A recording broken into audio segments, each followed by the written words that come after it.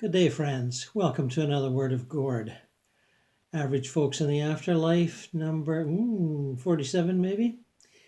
We're continuing on with Raymond, channeled book published in 1916 maybe.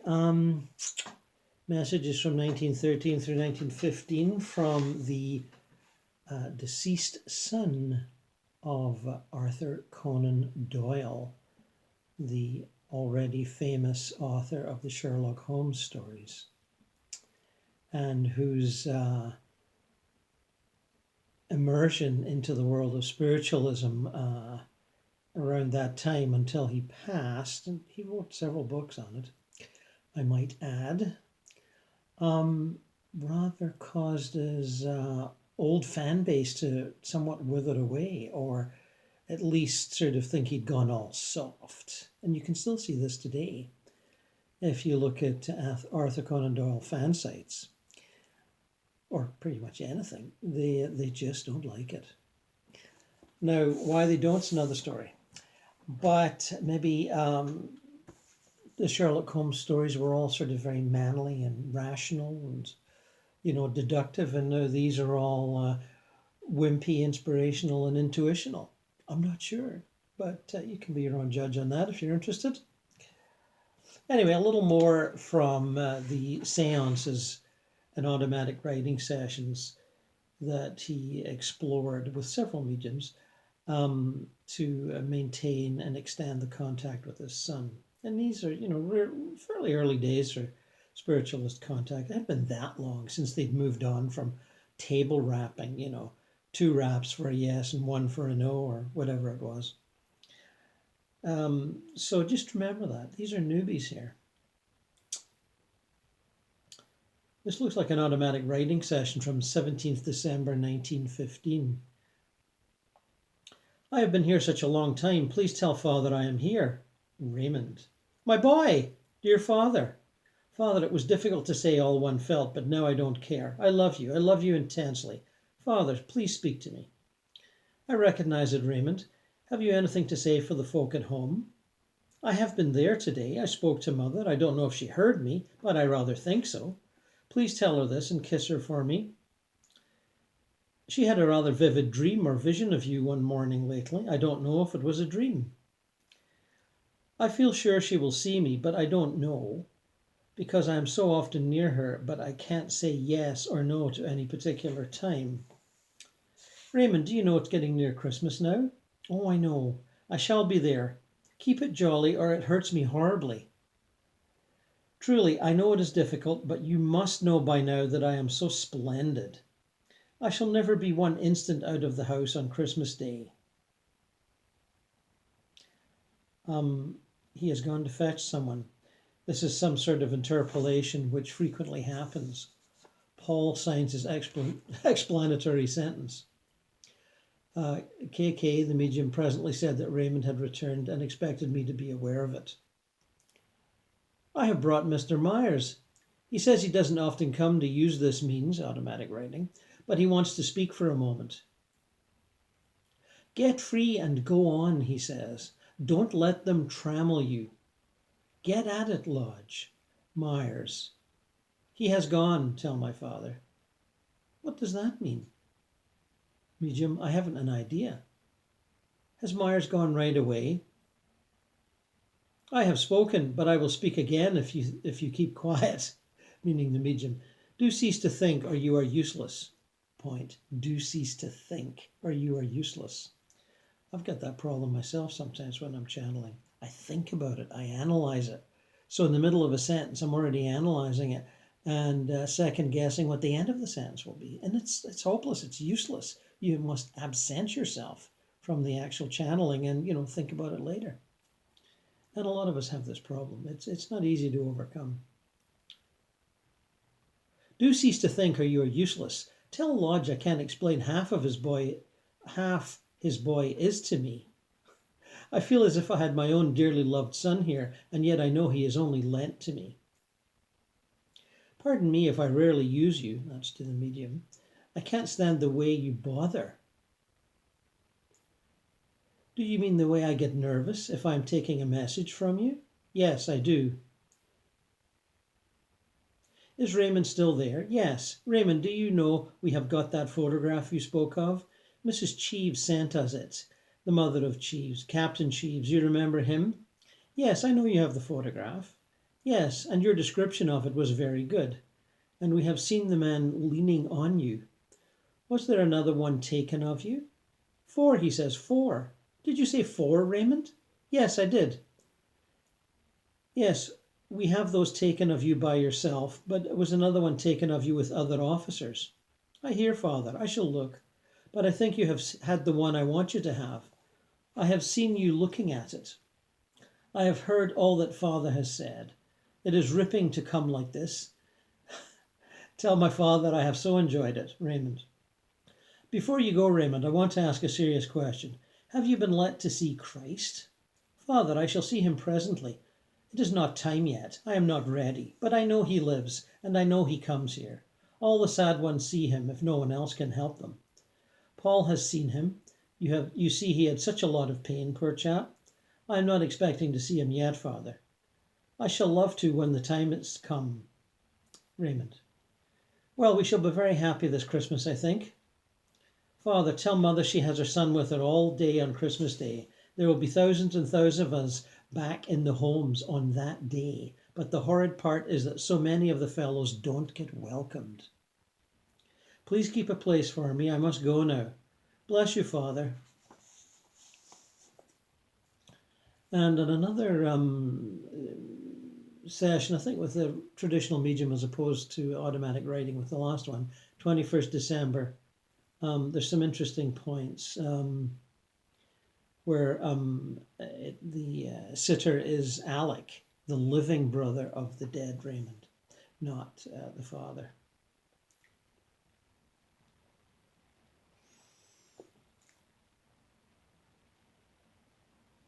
He says he is feeling splendid. He did not think it was possible to feel so well. He was waiting here. He knew you were coming, but thought you might not be able to come today. Quote unquote, train half an hour late. Well. Did you take notice of what he said about the place he is in? Alec. Yes, but I find it very difficult to understand. He says it is such a solid place. I have not got over that yet. It is so wonderfully real. He spoke about a river to his father. He has not seen the sea yet. He has found water, but doesn't know whether he will find a sea. He is making new discoveries every day. So much is new, although, of course, not to people who have been here some time. He went into the library with his grandfather, Grandfather William, and also somebody called Richard, and he says the books there seem to be the same as you read. Now this is extraordinary. There are books there that are not yet published on the earth plane. He is told, only told, he doesn't know if it is correct, that those books will be produced, books like those that are there now, that the matter in them will be impressed on the brain of some man, he supposes an author. He says that not everybody on his plane is allowed to read those books. They might hurt them, that is, the books not published yet. Father is going to write one, not the one on now, but a fresh one. As his father found out who it was, beginning with G, who said he was going to help, meaning help Raymond for his father's sake, it was not the person he thought it was at the time. It is very difficult to get things through. He wants to keep saying how pleased he is to come. There are hundreds of things he will think of after he's gone. Well, isn't that just the human condition, thinking of hundreds of things after you've gone? That's just like walking out the door and forgetting your grocery list. He has brought Lily and William, the young one, control. I don't know whether it is right, but he appears to have two brothers. Two brothers as well as a sister died in extreme infancy. He would hardly know that normally. Feda, will you ask Raymond if he would like to ask some questions? Like me to ask some questions? Yes, with pleasure, he says. A little time ago, Raymond said he was with Mother. Mother would like to know if he can say what she was doing when he came. Ask Raymond to think it over and see if he can remember. Yes. She's got some wool and scissors. She had a square piece of stuff. He is showing me this. She was working on the square piece of stuff. He shows me that she was cutting the wool with the scissors. Another time she was in bed. She was in a big chair, dark covered. This refers to the time mentioned first. Ask Raymond if he can remember which room she was in. He can't remember. He can't always see more than a corner of a room. It appears vaporish and shadowy. As I've said, often, especially for newbies, when they see us, we and our surroundings are a bit ghost-like to them, just as they are to us. He tried to call out loudly. He shouted, "Alec, Alec," but he didn't get any answer. That is what puzzles him. He thinks he has shouted, but apparently not even manufactured a whisper. Feda, will you ask Raymond if he can remember trivial things that happened, as these things often make the best tests? He says he can now and again. The questions that Father asked about Evinrude, Dartmoor, and Argonauts are all trivial, but make good tests, as Father knows nothing about them. Yes, Raymond quite understands. He is just as keen as you are to give those tests. Ask Raymond if the word Evinrude in connection with the holiday trip reminds him of anything.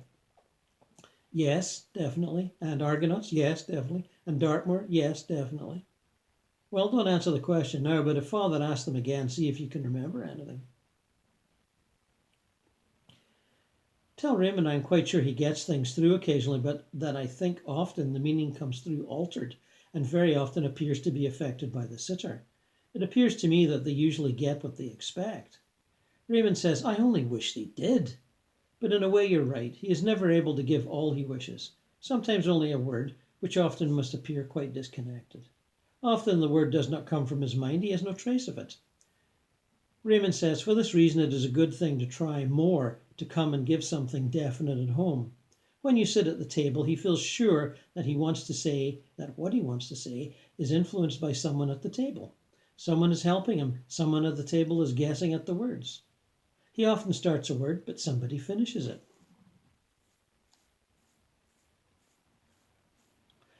He asked Father to let you come and not say who you were. He says it would have been a bit of fun. Ask Raymond if he can remember the characteristic things we used to talk about among ourselves. Yes, he says you used to talk about cars. The control says, what do you mean? Everyone talks about cars. And singing. He used to fancy he could sing. He didn't sing hymns. On Thursday night he had to sing hymns, but they are not in his line. What did he used to sing? Hello, hello. Sounds like hullululu, hello. Something about Hottentot, but he is going back a long time, he thinks. He says something about an orange lady. Not what sold oranges? No, of course not. He says a song extolling the virtues and beauty of an orange lady. The song in a note here is My Orange Girl. Excellent. The last song he bought. I presume that would be sheet music. Anyway, there's lots more questioning and answers and testing there. And they did that a lot in those days. They didn't trust their perceptions or their intuition. Not like today. Oh no. We're much more advanced now.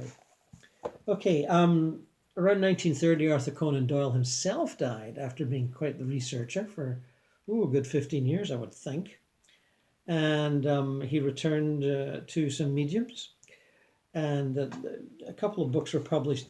A short book was published almost, right away. I have a re-release of a longer version from 1963 and then reprinted in 1975. Used to be called Thy Kingdom Come. Now it's called The Return of Arthur Conan Doyle. I find myself in an unspeakably beautiful heaven world. I desire above all things to be able to bring such a reality as this home to my friends. But I also realize only too well that it can be shared only if they can understand the nature of the heaven to which I have gone. All this has made me feel a deeper urge to spread the truth concerning the afterlife. I believe that during my earth life I have already won something of a reputation as a missionary. I carry on this work still for the people of earth, but by different ways and means from those which I used to follow. How difficult it is to make a true contact with the earth and its people. All is so different from what I once anticipated. The true conception of the real life of spirit has yet to dawn upon man. Thank God the mists begin to thin so that I can see with a clearer vision what once seemed possible. Can it be that my friends still expect me to talk with them about the trivialities of the personal earth life? I have now done with trivialities, having found the realities of man's being and existence. Yet shall I ever find it possible to paint, with the language which I find at my disposal in the mind of Menesta, any adequate picture of the glory, wonder, and beauty of heaven? Yes, it can. It must be attempted. It must be done. It is a fact that after passing through what are known as the astral places we call a shell, the dress, the envelope, which once contained or housed the soul during its astral life. This shell or body remains in the astral condition from which we die, to rise again to the true spiritual life, and it can be reanimated or resurrected temporarily by psychic powers. Note, this is a purely artificial animation, but can appear to a medium as a reality, as a real spirit person. This is why we wish to raise people's minds to a truer appreciation of the life of the spirit. For in this alone can they make real contact with those who have passed on. Let us remember, however, that a large percentage of people living in the astral world have no desire whatever to return to the earth, being no longer interested either in its progress or the people they have left behind. That is why it is not for everyone to seek out or try to force communication between the so-called dead and the living. I repeat that in this life of mine, intercourse between the two worlds proves not nearly so simple as I had been led to think. Nevertheless, communion, holy communion between soul and soul, can be a more glorious reality than is yet understood. Indeed, psychic communications as they are accepted today must someday give place to this truer communion of spirit between incarnate and arisen souls. At present, the personal aspect of communication is overstressed. Personal memories are mostly sought after, and if forthcoming, are regarded as evidence of identity and proof of an afterlife. Yet while these personal traits and mannerisms can endear a soul to its former friends on earth, it is well to remember that these may prove to be a pitfall, indicating that there exists too much surface relationship and insignificant recognition or understanding of the needs of man's spirit. Here then lies a basis from which much of spiritualism of the future will evolve. It must change from that present free and easy, happy-go-lucky contact of the man of the earth with personal selves of those people who have passed on, thereby stimulating personal memories of earthly pleasures, desires, and happenings, and grow into a deeper understanding between souls, and through that deeper recognition of the spiritual needs of each soul. When such a reality of reunion becomes part and parcel of the soul life of the man still incarnate and of the man discarnate, then mortal man's fear of transient things such as sickness, poverty, and death will be swept away. For this same spirit which will quicken in man is the very spirit of the living Christ, and can heal the ills of all people. Well then, I'd say that argument holds true for today in our largely skeptical materialist slash agnostic atheist society. Yeah, things haven't changed that much. With all the strength of my newly released spirit, I desire to reveal to my friends that that new man which is Doyle. I am no longer concerned with the many trivialities of the old earth life or earthly affairs, except insofar as though these affect the spiritual development of the person concerned. Not, alas, that I can greatly help the individual save by telling him about the foundation of spiritual life. Yes, the old Doyle seems to be passing, but I will prove to you all that while I die, yet I live again. Yes. But there are no trimmings left on a man when he has passed the second death. Early spiritualism, right up to the 50s and 60s, talked a lot about the second death. And it seems to have been after the first death into the astral plane, when you shed the physical body. There's a second, where you shed the astral body and move into the mental body. I think that's all been made more automatic or efficient now. You don't see much talk of that anymore. And maybe it happens so automatically people don't realize it. Or at least souls in the afterlife. And I mean, let's face it, a lot of communicating spirits in our time have little or no interest in how spiritualism was 100 years ago, or even 50 years ago. The odd one will, but not many. They're really keen on making their communication and putting their mark on the culture. And as many people do with their ambitions and desires in this plane. And as a young writer, I noticed I wanted to express myself and make my mark on Canadian literature or English literature generally. And as I grew older, I noticed that wasn't really that important. What was important was to participate in a living tradition that stretched back not only to Shakespeare, but, Plato, Virgil, Sophocles, the whole 9 yards. So I think it's the same.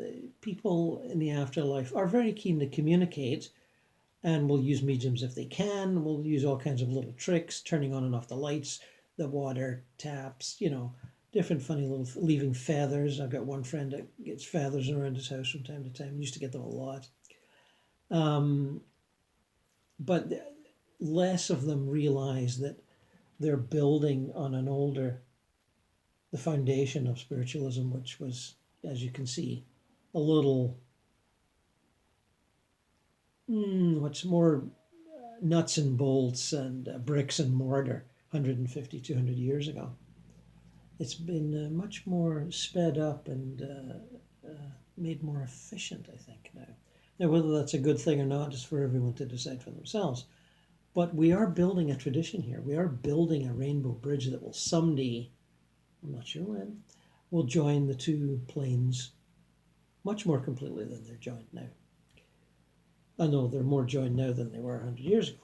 But only his purified spirit remains after that supreme experience, that second awakening. Then was I conscious of only one thing, and that was the wonder, the infinitude, the allness of God's love for me and for all men. Powerful words. In that supreme moment, I knew there could be no such thing as a separate existence apart from God. For that moment, the personality which separates man from God had died, while his individuality had been reborn. For then I saw before me a great pulsating throng of spiritual life and being, into which had passed all the souls of men who had lived in innocence and forgetfulness of self. As units of this mighty host of souls who have thus passed through an earth life, which is really an earth death, quicken and live, giving forth from themselves the gladness and with joy all that will benefit God's mighty plan for men.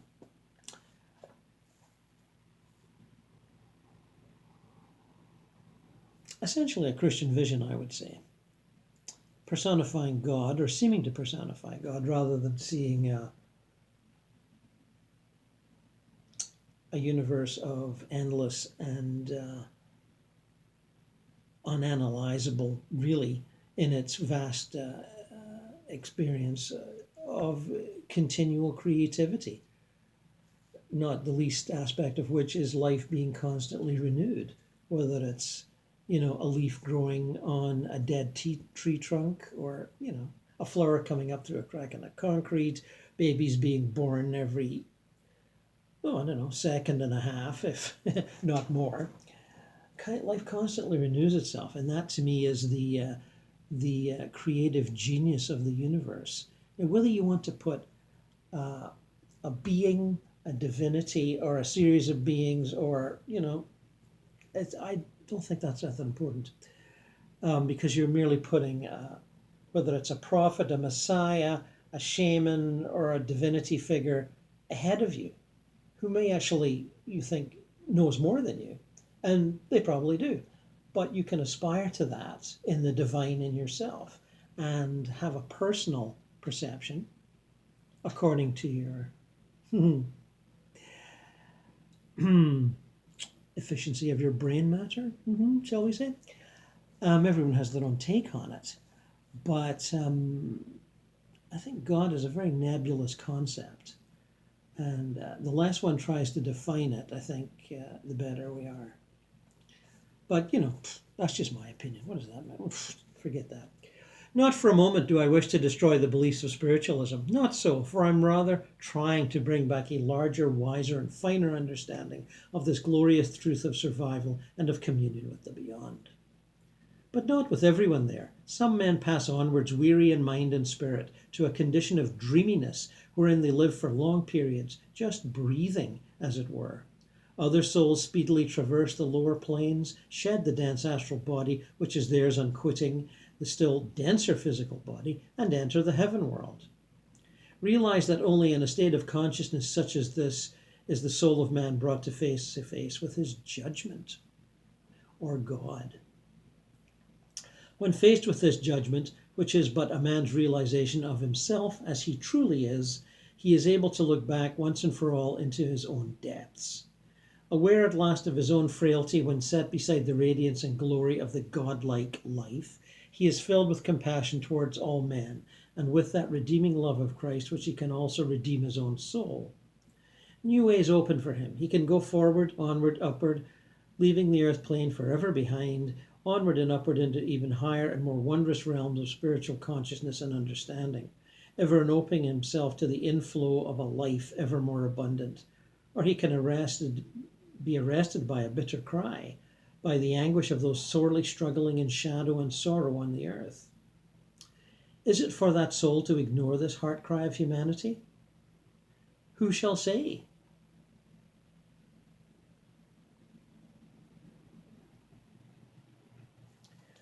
Later.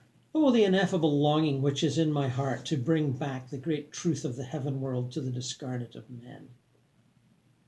Heaven world of the discarnate to men. It seems like an age since I left my body. Today I believe is my birthday on earth, and although most people would consider this long past and finished, so far as I'm concerned, yet the links of earth still seem to hold. The day of the Spirit's incarnation in the flesh is always a day of power for that Spirit, and can be used for either good or evil. Thus, on the anniversary of a birth, a death, or of any happening which vitally affects a human soul, the psychic vibrations will recur at the scene of that experience. I seem now to be far removed from earth memories, that is, to a point. Experiences which were trivial have faded, and only those which deeply affected me remain. The memory of much that I wrote has also vanished, while other works of my pen and imagination I know will live on, sometimes to sadden and others to inspire. Thank God that many a writing of mine dwells in my heart as a glowing memory of happiness. As I am speaking, or shall we rather say, pouring my spirit through this human channel which has so long prepared for this special task, I am caught up again in a ray of power and can express with increased vigor my experiences since my release. In very truth, a man does not fall into a honeypot when he passes from the earth to spirit. Of course, everything depends on his mental and spiritual quality at the time of his release. He who has lived a good life, which was grossly a life, sensual and selfish, will find himself in quote-unquote queer street. I think we can assume that meant something different than it does now. Understand, my friends, that the human soul must pass once again through every condition or phase of desire which it has formerly encouraged. Pass through while still remaining the conscious self which had grown so familiar, longing, yearning, desiring with all its being to gratify the thirst and hunger for similar experiences which now torture its astral body, and unable in most cases even to obtain alleviation.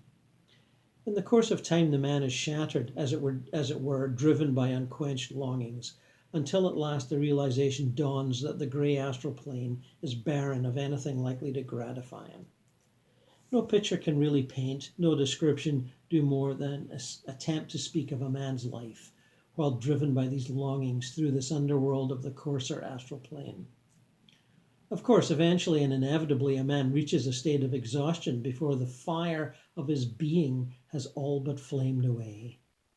As a last resort, his soul cries upon God. Where else can it turn? As soon as this aspiration to God finds birth, when the last soul cries at last, "My God, why hast thou forsaken me?" Ha ha! Sound like a familiar line. Then, according to the man's capacity, some tiny germ of the divine quickens, sufficient in itself to awaken a desire for more. Still, the soul passes onwards, traversing the underworlds. In every step to salvation, it must be earned. Even in the next sphere, the grey astral, which is lighter and brighter, the same law of salvation by effort operates. Not even there will the soul obtain satisfaction, but must strive ever onward and upward. My friends, there is always the other side of the picture. While a man may suffer tortures of mind and body, both on the earth and afterwards in the world beyond, there are always times when he can and does attain the heights. So far as the earth life is concerned, we have always to remember that we come back into incarnation by our own volition. By right of the power of choice inherent in us, we volunteer for and we accept earthly conditions such as the ego, the true inner man, knows will yield the most valuable experiences during an incarnation. Do not imagine that any man's time of birth or place of birth, or condition or environment of birth, happens by accident. The whole of his earth life, which is meant as a focal point from which a succeeding life in the beyond will evolve, must eventually fall into accord with a divine and definite plan. With what precise knowledge of this plan did the Master Jesus speak when he said, "A sparrow shall not fall on the ground without your Father, but the very hairs of your head are all numbered." Such is very truth. The whole plan lies in the mind of God, and he holds you ever in the cup of his hand. More God stuff there. As I say, it depends on how you want to define God. If I would say it was the higher self, the monad, and that is a direct emanation from which you, as an incarnate individual, come. And those of you who've read my books know I can natter on about that for hundreds of pages. So a little bit of early spiritualism. I think we'll move on to something quite different next time. I think I've got it over here. Or have I? Maybe can I find it? I don't know.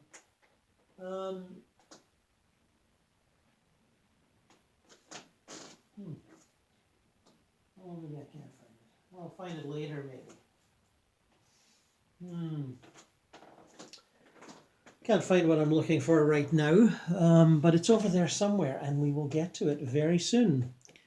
It's about a particular psychotherapeutic, psychiatric technique that's been developed in the last 10 years that enables the experiencer, the client, who has issues of guilt and trauma and regret, to perceive quite clearly some, maybe not all, of the souls he or she feels they have traumatized or hurt or lost on this plane.